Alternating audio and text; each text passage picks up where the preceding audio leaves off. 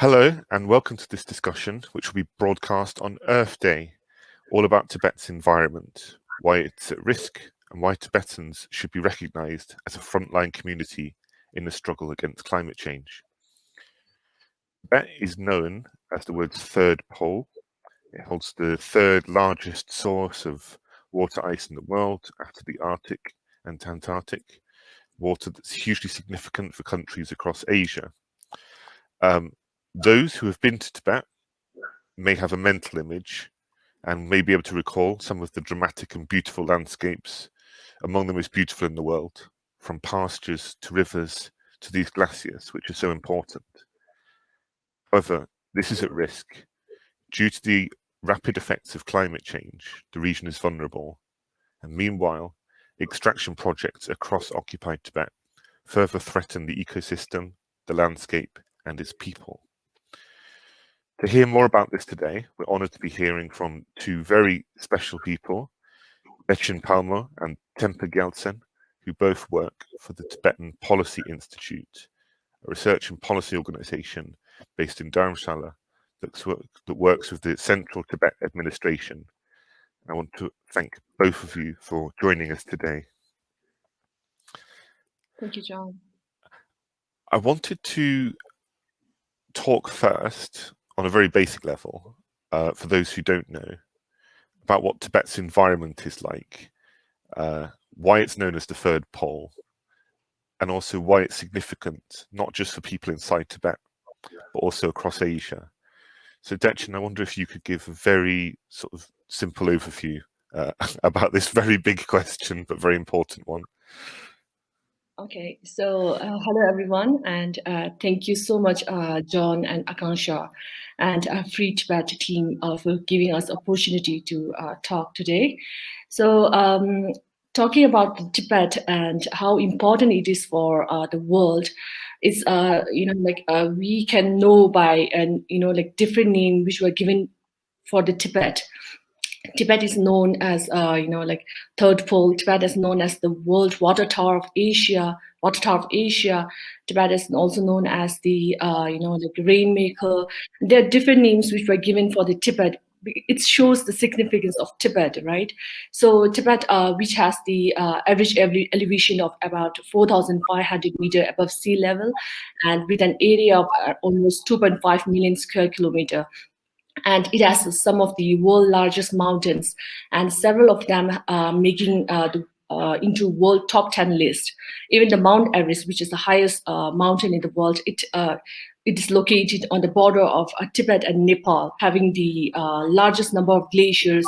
There were around 46,000 glaciers on the Tibetan plateau. That's how the name of the third pole it has been given for the Tibet. So, these glaciers, which it feeds into the major river of Asia, several of Asia's major rivers such as Yangtze, Yellow, Brahmaputra, Mekong, and all this major river of Asia, it flows from Tibet, and these are sustaining more than 1.8 billion people. So that's how the name of Tibet, the water tower of Asia, has been gained. And beside this, Tibet is also a treasure trove of minerals and oil and natural gas reserves, and it's also a leading producer of lithium in the world. So, as His Holiness has also mentioned, in one of his speech, that this blue planet is our only home, and Tibet is its roof. So Tibetan plateau need to be protected, not just for Tibetan, but for the environmental health and the sustainability of the entire world. So that shows how important the Tibetan plateau, not only for Tibetan, but for throughout the Asia and for the world as a whole. That's wonderful. Thank you, Dechen, for that really sort of concise but extensive overview of what Tibet's environment's like and why it's important. Tempa, I wanted to focus particularly on climate change in this next question. We've talked a bit about the glaciers and how they feed into rivers all across Asia. Can you talk a little bit about how climate change is affecting Tibet and changing its landscape and way of life? Yeah, thank you very much, John, and thank you everyone who have helped in organizing this event on Earth Day. And this is very important because we all work on environment issue, and it's not just one day that we do it. We do it every day, but on Earth Day it's a special day. So that's why we talk about environment. Now, regarding your question, the impact of climate change in Tibet, and now this is very important because the impact of climate change is being felt across the globe, and some areas felt the severity of the impact is greater in some areas than the other. But overall, everyone feels is impacted by the impact of climate change. But now on the Tibet Plateau, there is a serious impact, and that is because of its location of the place, the topography of the place, and also because of its mountainous landscape, and has a lot to do with the severity of climate change. Now, since 2015, we have experienced more and more natural disasters. That is because of climate change, and also to a large extent because of the increased cases of mining, um, mining, resource extraction, dam construction, and also rapid urbanization and mass migration of Chinese into Tibet areas. This all of them have led to increased natural disasters, partly because of these issues, but primarily due to climate change. Now, John, if you have been observing what's happening in Tibet, you must have clearly noticed that ever since 2015, there has been simultaneous landslides, floods across Tibet. And there has been many glacier avalanche that scientists showed a lot of interest. So now this is a serious issue because back in Tibet, if you talk to elderly Tibetans, they would say natural disaster would happen only in China or India, but not in Tibet. Tibet is a very stable, beautiful, clean place. But now what used to happen in other parts of the world is happening in Tibet. Now this is serious because Tibetans have lived on the Tibet Plateau, which receives very little rainfall, which experience minimum natural disasters. But now because of increasing temperature and increasing precipitation, that has led to a sudden shock, sudden challenge to the way of life. So if you have been to Tibet, you must have seen this, how Tibetan homes were, the structure of Tibetan homes. They have built it in such a way to live in a very cold, dry land, not in a wet and humid and a warm area. So this has so any kind of natural disaster in Tibet is felt greater than other places because we haven't built a home that can withstand heavy rainfall. We have built our homes near rivers. So anytime there is a surge in the river volume because of melting of glaciers, melting of permafrost, or increased precipitation, that suddenly leads to floods in any of these settlements.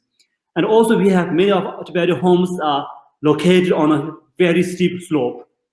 Because in the past, we experienced minimal rainfall, so there wasn't much risk. But now, because of increased rainfall, there's a greater risk. So this is what's happening in Tibet regarding climate change. Can I add something on topic with the climate change? Because like Tibetan Plateau, and we all know that it's a very sensitive area in the world, and because of this climate change, since 1961 to until 2017, so annual temperature rise in Tibet is almost like double than the other place in the world. It's like 0.3 degrees Celsius every decade. Right. So the impact of climate change, we all know that, like glaciers melting and the river runoff is increasing, and there's a rise in lakes and, like increasing rainfall. So all these are well documented in the Chinese scientific publication. But, like the impact on the Tibetan themselves are attracting less attention. So people are like, they generally Chinese scientists and the government, they are focused more on the geopolitical or global impact and the global response instead of like giving attention to the general public and who are on the front line of the climate change. So as a result of experience of local communities, these are who are at the front line of the climate change. They are neither heard or not acknowledged. So in absence of such Tibetan voices, so the Chinese government, they seek global result by showing that all those publication that there's a climate change happening on the Tibetan plateau. And as Tempa have mentioned before, there's a trends of natural disaster which is happening since 2015, as Tempa mentioned. The summer of 2018 has been one of the wettest known in Tibet, and the Chinese scientists, they are very much worried that the lakes are going to break its bank, and the flooding which will result in the flood at the downstream areas in China itself. So these are all the cumulative effect of climate change which is happening on the Tibetan plateau. And there are one scholar, his name is Virabhadran Ramanandan, from University of California, and he have rightly said that our understanding of global climate change would be incomplete without taking into consideration what is happening on the Tibetan plateau. So understanding of Tibetan climate change on Tibetan plateau is very important to understand the global climate change. So that's my add to what Tempa said. Thanks, Dechen. And can I come back to you with this next question, which is about what's happening on the ground in Tibet, in the pastures, all across Tibet. We've seen a growth in mining, extraction, nomads being relocated. Anyone who follows our work hopefully knows that Tibet's an occupied country. Can you talk about how the occupation has led to this massive burst in mining and extraction all across Tibet's land? So, talking about the nomads, so they are the around 70% of Tibetans were nomads, right, earlier. So they are the one who are caught between the climate change and the government policies. So the glaciers melt are attracting so much of alarm, and and these nomads are move out or shut out from the in the name of climate change adaptation. And Chinese government, they are declaring more and more national parks and nature reserves across Tibet, and there were more of rapid urbanization and transfer of Chinese population into Tibet, and there's many unchecked mining. So there were people who, if they raise voice against such illegal mining or damming of those fragile rivers. So the Chinese government, they suppressly those individuals such as environmentalists such as Anya Sanktra. He had been imprisoned for raising voice against the Chinese government, and there were many numbers of illegal mining happening on the Tibetan plateau, and nomads are forcefully relocated. And we, as a Tibetan, we are not against such development project in Tibet, but we propose that real beneficiaries of any development must be Tibetan in Tibet. So any project and that China undertakes must be environmental, sustainable, and cultural sensitive and economically beneficial for the Tibetan, instead of Chinese few corporation or few people. Instead of them, it should be Tibetan who should be beneficial of such a project. Yeah, that's. Thanks, Dechen. And I think one of the key things that you mentioned there as well, Anya Sengdra, that's an example of Tibetans inside Tibet resisting these policies that are being forced upon them. I wonder if we could just very briefly talk about how Tibetans attempt to resist these mining projects inside Tibet, despite the huge risks to their safety. Do you notice in your work news about protests and activism inside Tibet? Yeah, that Tibetan who have speak publicly of such issue are seldom tolerated in such highly centralized system where only official voices are permitted, right? So there are many NGOs, they have discreetly worked to help the local communities to adapt climate change, and such as the Anya Santra, who has been criminalized and imprisoned in 2014, right? So he had been imprisoned for complaining online about corruption, illegal mining, and the hunting of protective wildlife animals. So by imprisoning such individuals and such high profile individuals, this effectively removed Tibetan from the public space, and this will exclude them from opportunity to shape climate policy. So the Tibetan living in the free world, we as such, we must speak on behalf of Tibetans in Tibet, and Tibetans should be given opportunity to be heard. So since like COP15 and Tibetan government exile, they have been highlighting the importance of Tibetan plateau and the importance of putting Tibetan in the global climate change agenda. So we want the Tibetan plateau to be put on the global climate change agenda, and the Tibetan plateau must be central to any climate change discussion. So that's demand which we are putting on the UN every year whenever we visit the COP summit here. So if I could add a little bit, Dechen has very nicely explained it, most of it, but if I could add something. Now regarding mining, there's the protest or the resistance against mining in Tibet is not just by a few individuals, it's by the whole of Tibetan community. There is a collective resistance. Some are more openly resisting it, some are resisting silently, and some are resisting it in a more tactical manner. But overall, there is a mass resistance to mining across Tibet. That's clear from the list of mining protests that we have seen. Now, we have been monitoring mining protests in Tibet since 2009, and we have come across a large number of protests.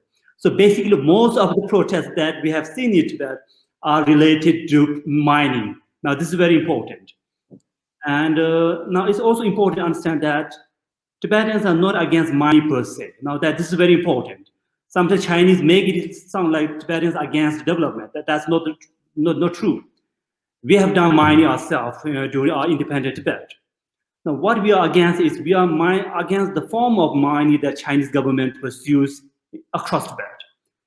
Now, you must have clearly noticed that most of the mining happen on sacred mountains. Now, this is a complete disregard to Tibetan way of life, disrespect to Tibetan people's sentiment. Now, sacred mountains are also important. Now, some people who are unaware of the Tibetan way of life, the Tibetan cultural way of life, might think that why sacred mountains are so important. Now, sacred mountains are very important. Scientifically, it has been proven that sacred sites are the nerve center of that particular ecology. So any damage to that sacred site will have serious ecological risk, puts serious ecological risk to the nearby vicinity. So now this is important. And also, if you have noted that there's a massive mining happening in Yulung copper mine. It's one of the biggest in Asia. And then there's the Zamlha mine. And then there are many mines across the Amdo region. Fortunately, I think the Chinese government has slightly regulated mining in recent years. But what has happened is the mine company, they might have decreased in number, but increased in size. Now, this is very important. Now, and also, as Dechen stated earlier, mining is not benefited Tibetans. How can you say that? Now, Chinese government, because the Tibetans aren't taking part in the process of mining, they are not consulted Tibetan for any mining process, because they should be mining impact assessment prior to any mining. That is not happening. And also, they are not giving job to Tibetans to at any of the mining sites. the best job Tibetans could get is a truck driver at the mine site, which is outside of the actual mine, because they don't trust Tibetans to go inside the mine. So this is a serious issue. And also, most of the mine companies are run by Chinese mining, state mine companies who are supported by rich Chinese officials and business people. So it's very difficult, it's very hard to challenge mining in Tibet, but it is happening on a massive scale in recent years, but the number of mines slightly have decreased. Thanks both. I've got one more question I think I can put to both of you because it ties all of this together and you've touched on it. And it's about Tibetans' voice in global climate discussions. So we have COP26, which is scheduled to take place in Glasgow later this year. We'll see if it happens. Do you feel that Tibetans have a sufficient voice so far? And if not, what needs to change to ensure that Tibetans who are concerned about their environment can be heard at this international level? And do you think that Tibetans, for example, should be able to address nations at the COP26 summit? If I could start first. Now, this is a very important question, and I would say both yes and no to your question.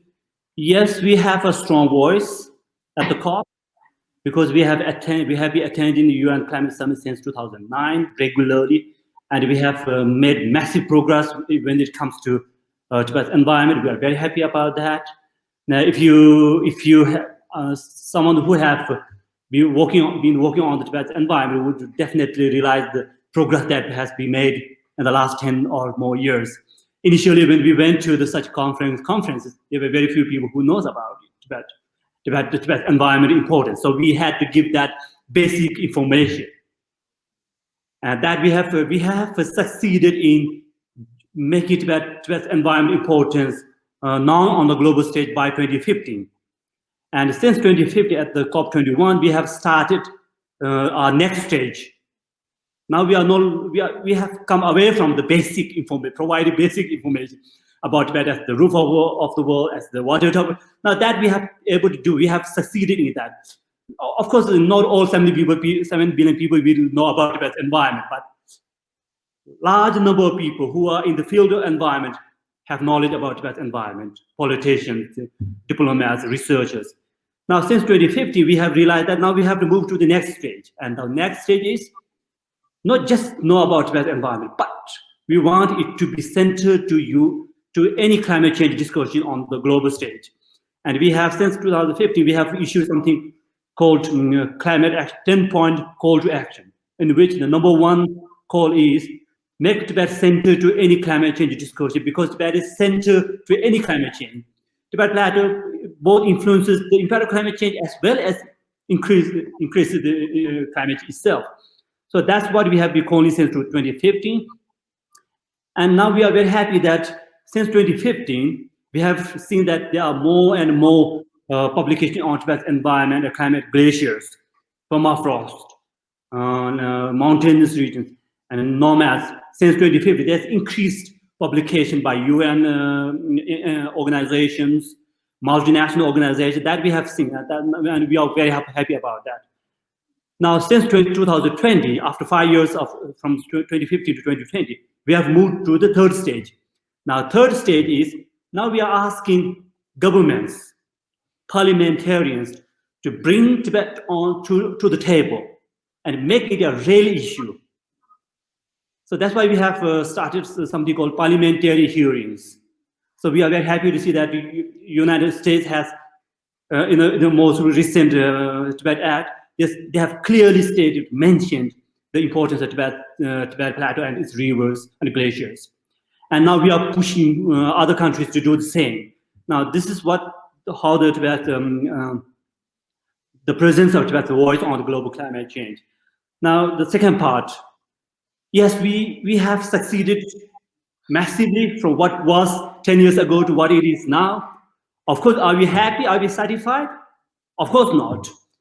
Because Tibet Plateau is the roof of the world, the third pole, water tower of Asia, and the monsoon crater of Southeast Asia. But still, it is not given due recognition as we want it, because that's to a large extent because of political pressures. But now we want to make India, China, Southeast Asian countries, Europe, America, that to realize that protection of Tibet is protection of their own welfare. Because Tibet Plateau influences almost all of East Asian climate conditions, European climate conditions, and to some part, North American climate conditions. And almost 40% of world population here in Asia depend on Tibetan river. So Tibetan Plateau is the solution for global climate crisis. And now that has to be made aware of, and that has to be recognized, and that has to be discussed in the government, by the parliament. Now that's what we want. That's the next process that we are trying to push. Now they can please. Yeah, as Temple have mentioned that, like every year we are attending COP, we are trying to attend the COP summit, and Temple have mentioned that, in that process we have we have put a 10-point call for action, and on this 10-point call for action, we are mainly urging the Chinese government and to protect Tibet's environment, to protect the fragile ecology of the Tibet, and respect the traditional knowledge of Tibet in nature conservation.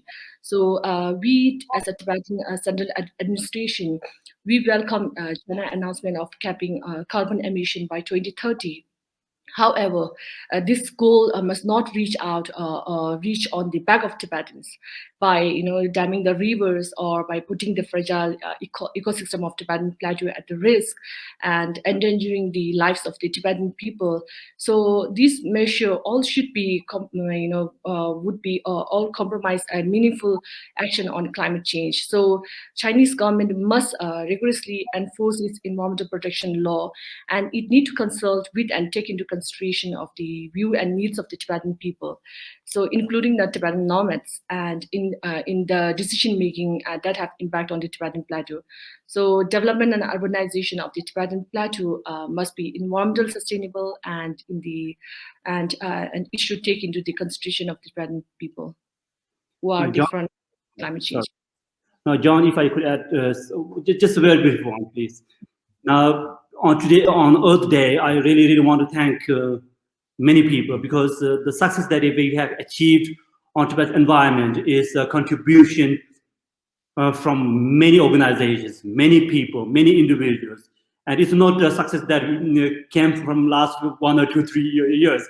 It is a success that is the result of more than 10 years of work by various organizations, such as your own organization, Free Tibet, ICT, Tibetan Women's Association,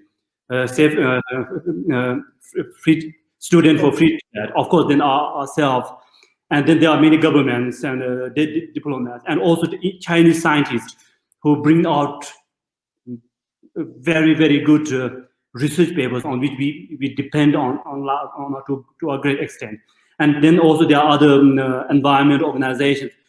So this is a collective effort, the result of a collective effort that we should be really happy about, and that we should work harder in the coming years for sure. I want to thank both of you for sparing some time to speak to us today. I'm sure that our viewers will find this incredibly interesting. There's something, even if people who know a lot about Tibet, I'm sure they learned a lot from this.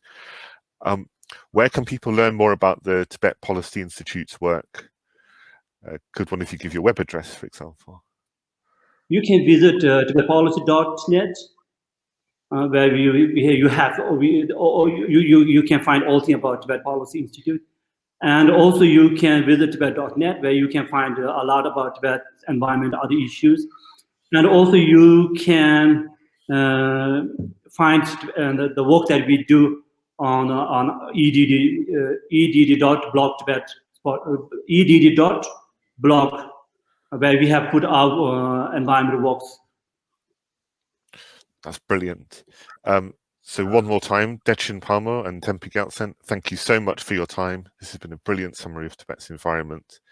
Thank you for sharing with us. And have a lovely day. Thank you very much.